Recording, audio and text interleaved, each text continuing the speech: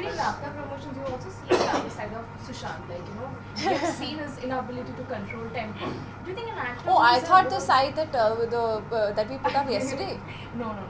Did you see the video that we put up yesterday? No, I was talking about the. You must see that video.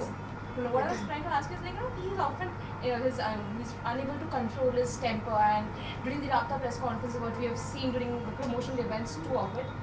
Do you think an actor who is often considered as a role model should not display his erratic behavior in public? You know, it's very strange because I firstly I've known him through the filming process when Dhoni had not released. I saw him when Dhoni was releasing, and I saw him post Dhoni, and for me, he's been the same person.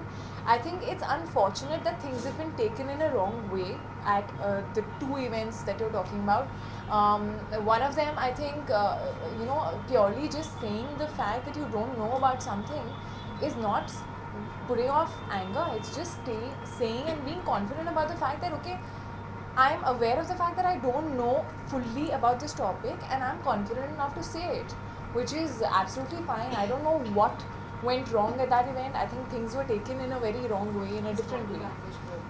Sorry? His body language. No, but nobody can see the body language of the person who's talking at the other end, no? And the fact is that we have a mic.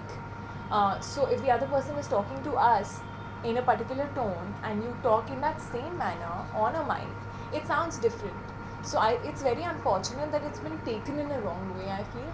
I know him as a person and he's not like that. He's not short-tempered at all. And in fact, the other event तो कुछ हुआ ही नहीं था. I don't know why वो उसने post भी डाला था एक expression जो कहीं और से morph किया गया था. So I don't know why people do this, that they actually make the effort of going to another event's expression, copying that and pasting it on another event's expression. It's bizarre. Like, I really feel, and us time pe I know that again we were talking to a journalist with a lot of noise, and he was far away.